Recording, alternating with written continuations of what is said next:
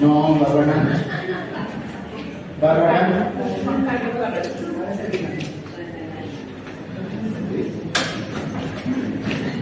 Soy como el doctor que está ahí en la... Siempre digo que mi tío fue Luis Barragán, el que hizo las torres de satélite.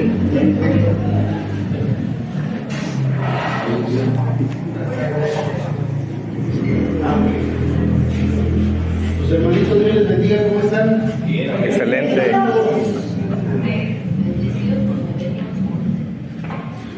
Con gozo, vamos a orar. De hecho, bueno, vamos a orar. Señor nuestro Dios, te agradecemos tu bondad, tu misericordia. Hoy ponemos en tus manos, Señor, esta clase en el día de hoy. Traiga la sabiduría a nuestro corazón y a nuestra mente, Señor, que podamos hacer tu obra y tu misericordia, Señor, en nuestros corazones. En el nombre de Jesús te pedimos que también bendigas a nuestros hermanos que están por venir. Bendícele, Señor, y tócale, Señor. Bendecimos a mi hermano Donovan, que tuvo una situación de un accidente, Señor. Sabemos que está bien, Señor. Gracias por guardarle a él, a su esposa y a su hija, Señor, en el nombre de Cristo Jesús. Guarda, Señor, que ellos puedan estar bien, en el nombre de nuestro Señor Jesucristo. Le damos a ti la gloria y la honra, en el nombre de Jesucristo nuestro Señor. Amén. Amén. Amén. Pásenle, hermanitos. Pues bueno, hoy yo espero que alcance a estar a tiempo, pero hoy les va a ayudar el hermano Daniel hoy. Nos va a ayudar para la clase, pero si no, pues ahorita empezamos nosotros. Aquí que no importa el mensajero, sino el mensaje, ¿verdad? Vamos a ver ahora un tema que es el budismo, el budismo de los budistas.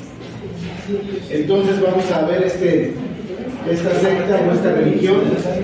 Vamos a iniciar con lo que dice la introducción del manual. Dice: el budismo se originó en la India alrededor del siglo V a.C.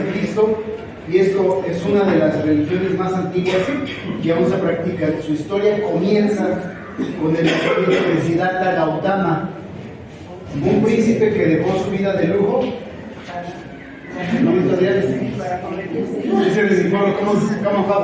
Perdón, mis hermanos, disculpen la falta de respeto por llegar tan tarde. Gracias por esperarme. ¿Cómo están, mis hermanitos? Me quedé sin datos de votar, sí. Ok, excelente. Bueno, vamos a continuar. Amén. Amén. Déjenme, le agarro el aire. Qué bueno. Ok. Aquí, que lo traigo igual digital.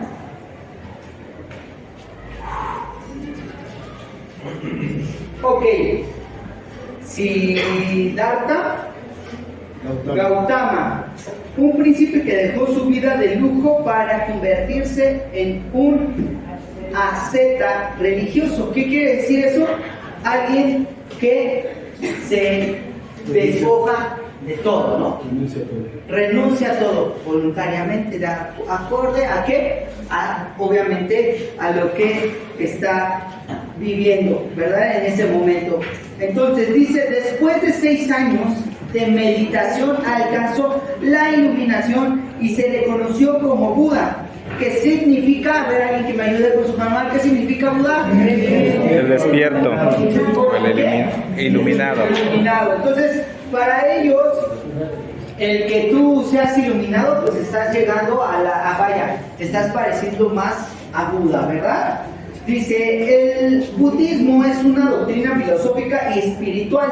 Tiene 2 ramas importantes. Y ustedes más adelante vamos a ver por qué habla precisamente de la filosofía y de lo espiritual.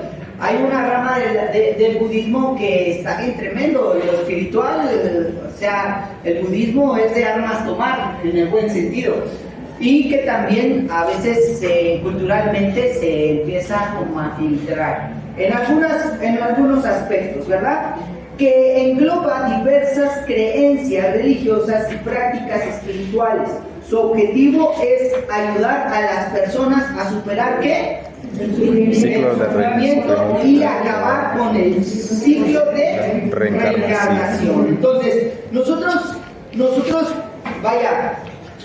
sabemos que para nosotros hay una resurrección, no una reencarnación, amén. Amén. Entonces, vamos a ver un pequeño video que nos va a ayudar en algunos puntos claves para identificar algunas fechas. Yo les decía hace rato, algunos dicen entre el siglo V, el siglo VI, pero bueno, ahí dan algunas de las fechas más precisas. Pueden cambiar un año, pero pongan atención.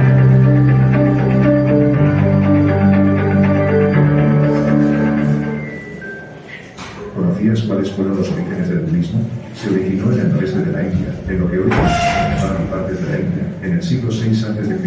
Su fundador fue Siddhartha Gautama, un príncipe que, tras experimentar el sufrimiento de la vida humana, decidió buscar la verdad sobre el dolor y la existencia.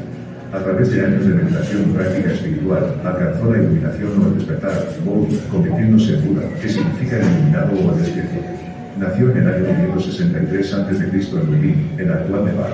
Pertenecía a una familia noble del clan Shakya. A pesar de crecer en un entorno de lujo, estaba conmovido al descubrir la realidad del sufrimiento humano.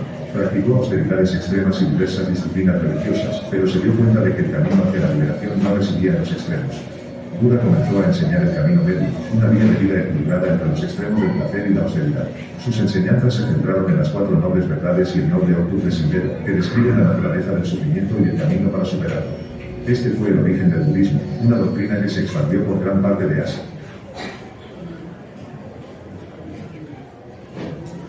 ¿Quién es realmente Buda? Pues bien, pese a las diferentes teorías, muchos coinciden en que este misterioso personaje vivió entre el 563 y 483 a.C.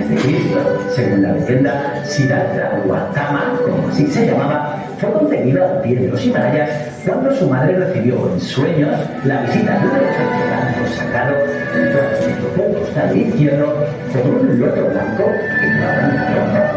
Después, Siddhartha nació del costado derecho de su madre. Cuando ésta se encontraba en el jardín, el niño fue criado entre lujos en el palacio de su padre, que era rey.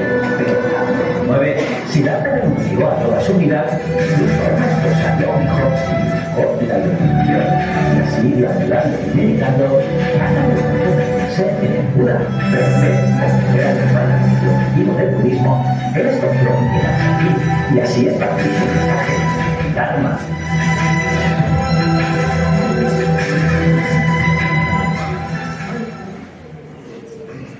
¿Ok? Son unos pequeños datos que tenemos como referencias, ¿ok? Muchas de las veces nosotros hemos escuchado del budismo, ¿verdad? ¿Cierto o no? Incluso vemos a personas, en la mañana hacíamos una referencia porque mi hermana Nara, todos la conocemos, la mayoría la conocemos, y ella hacía referencia que en México el budismo tiene tendencia a alcanzar o a llegar a la clase alta, ¿no? Ya de esa clase que piensa que ya lo sabe todo, que ya lo entendió todo, que ya probó aquí, probó allá, entonces son un poco elitistas. En Asia, nosotros debemos de entender que esta cultura, así como la religión del país, así como el catolicismo aquí en México o el cristianismo en Estados Unidos, hay varias directrices dentro del budismo. Nosotros vamos a leer algunas de las cosas fundamentales que guían el pensamiento, la religión y el modo de vivir de los budistas, ¿ok? ¿Para qué? Para que cuando nosotros podamos tener la interacción, cuando nosotros podamos tener el alcance hacia una persona que está pasando por este momento, sepamos cómo ayudarles, ¿verdad? Primeramente vamos aquí, ¿qué concepto ellos tienen de Dios? Dice, Gautama, el Buda, no dijo casi nada acerca de Dios. Tampoco afirmó alguna vez que él fuera Dios. De hecho, se dice que dijo a sus discípulos, si hay un Dios, es inconcebible que se interese en mis asuntos. Imagínense, yo creo que este hombre Yo creo que este hombre en la búsqueda, ¿verdad? No encontró o no pudo experimentar esa parte, por eso el sufrimiento, el tener todo, el ser capaz de, como dice de Salomón, ¿verdad? Se deleitó en todo y no halló nada, o sea, no halló contentamiento en su corazón. Incluso las palabras más que me impresionan siempre de Salomón son las siguientes: vanidad de vanidades, ¿qué? Todo es vanidad. ¿Por qué? Porque él siempre descansó en la verdad absoluta, el Dios que suple todas las necesidades, ¿verdad? Y más adelante dice, y no hay dioses que puedan ayudar al hombre o que quieran hacerlo. Fíjense cómo él pensaba, cuál era su pensamiento. Yo me quiero imaginar que él había sufrido mucho, aún teniéndolo todo, algo allá dentro de su corazón estaba pasando, ¿cierto o no? Incluso muchos de nosotros, aún teniendo poco o mucho, a veces cuando llegamos a tener cosas, no nos satisfacen y entonces encontramos refugio en el Señor, ¿cierto o no? Amén. Ahora imagínense a alguien que no tenga el Señor. Qué tremendo, ¿verdad? Dice aquí, el budismo no reconoce a un Dios o deidad suprema, sino que se centra en alcanzar el nirvana.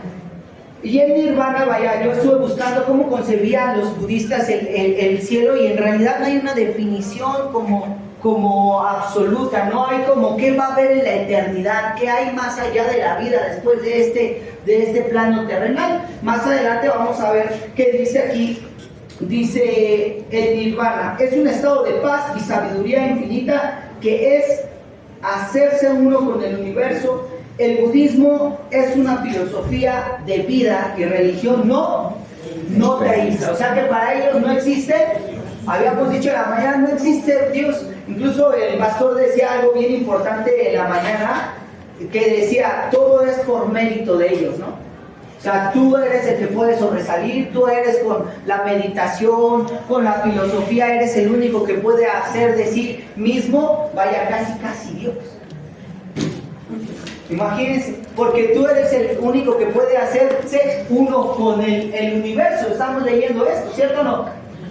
Imagínense, bueno, los textos sagrados, obviamente, imagínense, si no hay una deidad como nosotros sabemos que la hay hablando del Padre, nosotros sabemos que sí hay un Dios supremo, que es tripartito, ¿verdad? Que es trinitario, sabemos que es una revelación, ¿verdad? Para cada uno de nosotros. Ellos no lo conciben así, por consecuencia, fíjense lo que dice, el budismo no reconoce ningún Dios o deidad suprema, por lo que no tiene un equivalente a la Biblia. En cambio, el budismo tiene sus propias escrituras que se agrupan en tres canon: el canon Pali Tripitaka, ¿ok? El canon Mahayana, ¿sí? O sea, chino, y el canon tibetano. Estas tres ramas obviamente se sitúan en diferentes regiones. ¿Por qué? Porque obviamente no hay solamente una corriente del budismo, ¿ok? Por ser filosófico, por inspirarse en la meditación y en esto del raciocinio, en esta parte del conocer y el saber, obviamente ha habido líderes que han marcado y que se han procurado o han buscado, pues vamos a decirlo así, llegar a otro nivel de pensamiento, ¿sale? Vamos más adelante, dice, el Tripitaka es la colección de escritos budistas que representan las enseñanzas de Gautama, o sea, de Buda. Dice, se cree que fue compuesto entre el año 500 antes de Cristo y el comienzo de la era ¿qué? Común.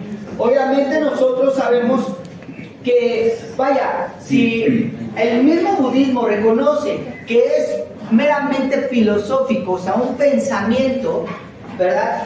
Pero también que los lleva a esta parte de la meditación y de sus disciplinas, del ascetismo, que obviamente son personas que dejan todo, o sea, ellos dicen prácticamente, si necesitas algo es porque pues, obviamente te falta mucho, ¿no? Para ellos el ser libre es prácticamente no necesitar nada, ¿ok? prácticamente es negarse a sus deseos, a sus placeres, a la vida cotidiana del día a día. Por eso vemos en Asia pues muchos monjes, ¿verdad? Muchos monjes budistas. Obviamente imagínense qué tremendo el movimiento y la influencia que tienen en esos lugares. ¿Cuál es una de las creencias? Dice, básicamente creen en el camino a la iluminación, que se puede resumir brevemente así. Vamos a ver 4 puntos, ¿ok? Para resumirlo. Toda existencia es ¿qué? Sufrimiento. O sea, venir a este mundo es sufrimiento. Y es más, si te portas mal, vas a reencarnar en un mono para que se te quite. ¿No? Porque no fuiste lo poderoso, lo suficientemente fuerte para entonces cumplir la filosofía y los estatutos que Buda dijo. Y si eres todavía, si no tienes la oportunidad de llegar a la iluminación, al rato ya no va a ser un mono, ahora va a ser una cucaracha y luego en un grillo y eso. Entonces no se puede, nunca se va a poder llegar a la iluminación a través de esta reencarnación. ¿Por qué? Porque ellos creen que el ciclo es así. ¿Por qué? Vamos a verlo más adelante. El sufrimiento surge del deseo o el anhelo. Imagínate que alguien desee conocer a Dios. No, hombre, imagínense cómo le va a ir a ese familiar del Buda, ¿no? No vas a reencarnar en una lombriz si te vas a otro lado, ¿no? No, vaya, o sea, ¿por qué? El sufrimiento surge del deseo, el anhelo. Obviamente, dice aquí el número 3, la cesación de los deseos significa el fin de ¿qué? Del sufrimiento. O sea, tú dejas casi te está diciendo, si tú tienes hambre estás sufriendo, entonces debes de controlar el sufrimiento al hambre, la necesidad al hambre. Ayuna. Por eso no difícilmente vas a ver a un monje budista gordito, o no. ¿Por qué? Porque tiene que controlarse. Tiene que llevar a su cuerpo al extremo. Yo hace rato les decía de un personaje, la mayoría de aquí ha conocido a un artista que se llama Bruce Lee. Sí, es más, fue muy famoso. Ese brother estaba a otro nivel en su cultura asiática, el budismo. Él estaba a un nivel bien tremendo. Incluso muchas de las artes marciales están fundamentadas en pensamientos filosóficos sobre el budismo. Por eso hay tantas formas de cómo representan ellos a las técnicas, como un mono, como la garra de la águila, como la garra del tigre. Todas esas cosas tienen un fundamento bien espiritual tremendísimo, hermanos. Así, o sea, todo eso tiene algo espiritualmente, se mueven cosas bien tremendas. Porque ellos, para llegar a sus disciplinas, incluso dicen que los que vivían alrededor de Bruce Lee decían que ese brother se transformaba. O sea, cuando él estaba practicando eran días encerrado y luchando. Y es más, dicen que muchos de los sonidos que él hacía era precisamente parte de sus rituales, parte de sus meditaciones, parte para alcanzar fuerza sobrehumana. Los budistas y muchos de los monjes budistas también utilizan esas técnicas para alcanzar un estado físico bien tremendo, porque juegan con el poder de la mente, pero también con la posesión demoníaca. Entonces, ahí entra el yoga, ahí entran estas cosas de las meditaciones que sí tienen que ver mucho cómo nosotros lo empezamos a comprender, ¿ok? Dice, la cesación de los deseos se logra siguiendo la senda o sendero óctuple. Y vamos a verlo más adelante, que controla la conducta, el pensamiento y ¿qué? La creencia. Ok, o sea, ¿qué quiere decir? Que tú tienes que tener la capacidad de razonar lo que estás creyendo, de creer lo que estás entendiendo en ese momento. O sea, imagínense qué tremendo ha de ser poder llegar a un estado, para los que practican esa religión, ¿verdad? Vamos a decirlo así, desvanecerse de sí mismos, ¿no?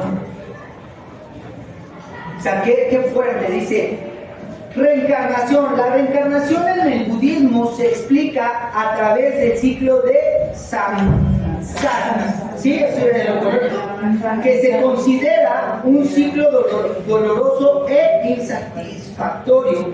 La idea es que las personas deben enfrentar sus acciones, o sea, el karma. Por eso, normalmente ellos dicen el karma, pero nosotros sabemos que hay una ley universal de la siembra y o sea, todo lo que nosotros hacemos obviamente tiene una consecuencia. Obviamente ellos le llamaban el karma. ¿Por qué? Pues es una forma de decirle, pórtate mal y te vas a comer, vas a reencarnar, ya, ¿no? O sea, pórtate bien. Sé correcto en tus pensamientos, sé correcto en tus palabras, sé correcto en tu actuar, sé noble, esto y todas estas partes que vaya, nosotros vamos a poder visualizar que muchas de esas personas, ¿por qué creen que el apóstol Pablo le decía vestidos con humildad y que ya vieron ángeles, no saben ni lo que están diciendo, ¿no? El apóstol Pablo en una de las cartas paulinas hace referencia a esta parte de prácticas, ¿no? Porque sí, es muy cierto, hay cosas que se empiezan a infiltrar, ¿ok? Dice, cultiva la virtud y luchar para liberarse de este ciclo de nacimiento y muerte. El nirvana es lo que rompe este ciclo de muerte y reencarnación. Algo que me llamó la atención y decía el pastor hace rato de la mañana era la idea de la película de Soul. O sea, ¿recuerda? ¿Sí han visto la película de Disney de Soul? Hagan de cuenta que esta película sí lo sabía, pero cuando me lo dijo de esa manera el paso hoy en la mañana dije, sí, cierto, por razón algo no me cuadraba, ¿no? Porque hay una parte, o sea, normalmente este tipo de prácticas manipulan mucho las emociones. Y decía algo bien interesante la hermana Nara, o sea, normalmente este tipo de movimientos, este tipo de religiones, ellos creen en la reencarnación y que los muertos sí te pueden venir a decir, oye, acuérdate que le debes un perdón a fulanito de tal y que no has perdonado a esto y que te extraña y que te va a aconsejar. Ellos manejan mucho esta parte, ¿por qué? Porque en sus disciplinas de meditación, ellos entran en un estado espiritual. Vaya, incluso han escuchado la mente en blanco. Sí. Imagínense, o sea, le están dando autoridad a cualquier espíritu demoníaco, ¿verdad? A entrar a su mente, bueno, a su inconsciente, subconsciente y empezar a controlar. Entonces, una de las cosas bien importantes es que nosotros aprendamos que esta práctica también habla de que nosotros tenemos que estar confiados en lo que dice la Escritura. Nosotros sí tenemos la esperanza de una eternidad, conscientes. Y esa película de Soul decía el pastor que los que se portaron bien y cumplieron su propósito en la vida se desvanecen en la luz. ¿Cierto o no? ¿Sí o no? Así pasa la escena. Cuando la dijo, esa escena vino a mi mente. Dije, sí, es cierto. Ahí nunca manejaron el paraíso, ahí nunca manejaron, la vida después de la muerte, ¿no? O sea, incluso el músico regresó, ¿en qué animal? A la tierra. En un gato regresó, ¿cierto? Bueno, cuando la puedan ver, se van a dar cuenta de la influencia que tiene. ¿Por qué? Porque pues Disney siempre juega con la hechicería, con la homosexualidad, con esta parte de la brujería, de diferentes religiones, incluso las películas totalmente, fíjense, haciendo un paréntesis antes de terminar, decía un amigo, uno de mis amigos tenía 3 hijos pequeños y ellos pues les encantaba Marvel, ¿no? Y una vez surgió la ocasión de que iba a salir, ustedes escucharon la película muy sonada esta de Doctor Strange, creo que fue la 2, que está totalmente impregnada de satanismo hasta por las orejas, ¿verdad? ¿Por qué? Y obviamente yo había visto esta película de Coco. ¿Todos vieron Coco? Bueno, yo ya la había visto, o sea, yo ya tuve la oportunidad de verla y comenté que fui a ver a Coco y pues estos 3 niñitos decían, pero eso es de diablo, mamá no me deja verla. Y si le dije, papi, pues es que no has visto Avengers, que no has visto todo el mundo Marvel. Que hacia eso nos vamos, ¿no? ¿Cierto o no? ¿Por qué? Porque todo tiene una raíz de influencia, ¿ok? Bueno, terminando con ese paréntesis, vamos a ver las 3 joyas del budismo. Los 3 grandes ideales en los que se basa la doctrina budista son las 3 joyas, en las que todo seguidor confía. O sea, si tú les tocas estos 3 puntos, vamos a tener que saber cómo a través de la palabra el Señor nos dé sabiduría, ¿ok? Una de ellas dice, confía, dice, encuentra refugio, y a las que se sienten vinculados, estas son el Buda, entendido como el ideal de iluminación, el Dharma, ¿sí? Que es la doctrina budista, o sea, el pensamiento, por qué creen en lo que creen. Y la tercera, ¿cómo dijo Paz? Sangha, ¿ok?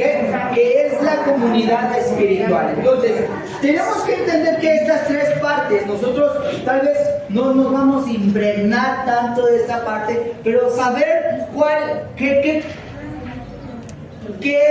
lugar ocupan dentro del pensamiento budista nos va a ayudar a poder entender lo que Dios dice que es lo correcto, ¿ok? Cómo la verdad tiene que impregnarnos en nosotros. ¿Para qué? ¿Cuál es nuestro ideal de nosotros? Llegar a la plenitud de la estatura del varón perfecto. Ese es nuestro ideal, ¿cierto o no? ¿Cómo lo vamos a alcanzar? Obviamente tenemos doctrina, por eso es importante que tú y yo estemos aquí, no nada más cuando hay este tipo de clases, sino porque en esto creemos 1, es más, desde 7 pasos, hasta en esto creemos 4, estamos impregnándonos la doctrina que nos va a llevar al cumplimiento de poder alcanzar esa plenitud. ¿Por qué? Porque obviamente si tú sabes y reconoces quién es el Espíritu Santo, si tú sabes qué es lo que Dios hace con nuestras vidas, si tú sabes hacia cuándo se van a cumplir los tiempos, tú vas a estar preparado, tú te vas a preparar para tener una vida en santidad, ¿cierto o no? Entonces, y la tercera, que es la comunidad. Nosotros incluso tenemos una gran comunidad como cuerpo de Cristo. Entonces vamos a ver que ellos también tienen cosas parecidas. Por eso algunos dicen, sí se parece a nosotros, ¿no? ¿Cierto o no?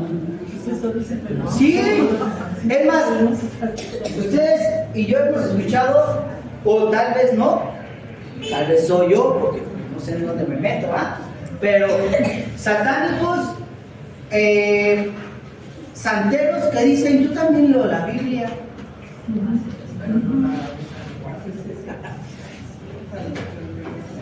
Y tú dices, entonces crees a Dios. Está bien, no pasa nada. ¿Cierto o no? Practica cosas que nosotros practicamos, entonces no está tan mal. No, o sea, vámonos hasta el fondo, ¿ok? El camino óctuple, habíamos hablado que los budistas, pues obviamente creen en esta filosofía. ¿Y cuáles son ese camino óctuple? Dice, el noble camino óctuple es una guía budista que busca ayudar a los practicantes a superar el sufrimiento. O sea, incluso, ¿cuál es su mayor moneda de cambio de ellos? Si estás sufriendo, ven, yo te lo voy a quitar. ¿Cierto o no? Tú estás sufriendo, ven. Eso no ha de ser de Dios, porque Dios no quiere que tú sufras. ¿Cierto o no? Y si ese es el Dios en el que crees, que Dios es tan malo, ¿cómo es que te va a hacer tan bueno y te está haciendo sufrir? Fíjense, una de las cosas que dice ahí, dice que busca ayudar a los practicantes a superar el sufrimiento y alcanzar la paz y la iluminación. Se compone de 8 factores que se relacionan entre sí y que se consideran senderos en sí mismos. O sea, van ligados. No puedes hacer, no, pues yo ya nada más me comprendo bien. Pero lo demás tiene que ir uno tras otro, ¿no? Dice, ¿recta qué? Recto pensamiento, rectas palabras, recta acción, rectos medios de vida, rectos esfuerzos, recta atención, recta ¿qué? Concentración. Ese es el camino que ellos dicen, eso lo tienes que alcanzar para entonces cumplir con la demanda de decirte prácticamente un buen budista, ¿no? Entonces, muchas de estas cosas tenemos que nosotros identificarlas. ¿Por qué? Porque nosotros no nada más, él no es tan grosero. Casi, ¿cuántos hemos escuchado la frase de, es tan bueno que nada más le falta conocer a Dios? ¿Hemos escuchado esas frases? Vaya, o sea, pero vemos que Cristo es lo más importante. Ellos pueden practicar estas cosas bajo una filosofía humana, pero la palabra de Dios nos lleva a otro tipo de pensamiento, ¿verdad? Incluso nos lleva a cosas que son incómodas para nosotros. ¿Cierto o no? Sí. O me equivoco más. ¿Vale? Entonces es algo más práctico. Ya van a tocar, ya escuché la. Ya escuché el shofar. Ok, bueno, ¿por qué estábamos viendo esto? Porque precisamente nuestra cultura está siendo impregnada por esto. Yo decía en la mañana que los medios de comunicación manejan mucho estos conceptos y de alguna manera pues dependemos de los medios de comunicación para informarnos e incluso entretenernos, ¿no? Yo decía que en la mañana gente como en aquel tiempo Raúl Velasco se practicaba todas estas cosas del budismo, Pati Chapoy, que maneja todo lo del espectáculo, y entonces tienes que entrar, si tú vas a entrar a la cuestión del arte y de todo eso, no me dejan aquí mentir mis hermanos, ¿verdad?, que están relacionadas con la cuestión de los medios de comunicación, pues tienes que hacerte a eso, no sé, yo quiero ser artista, yo quiero cantar. Raúl Velasco decía, tú cantas y tú no. ¿Por qué? Porque él tenía el poder para hacerlo, y si tú estabas metido en este rollo, pues era probable que pudieras entrar y pudieras trascender, ¿no? Y lamentablemente eso se está permeando en nuestra sociedad y muchas veces nos los tragamos entero y no lo sabemos discernir. Lamentablemente, hermanos, ya se nos acabó el tiempo. Les pasen para que les firmen, ya no les di tiempo de dudas o comentarios.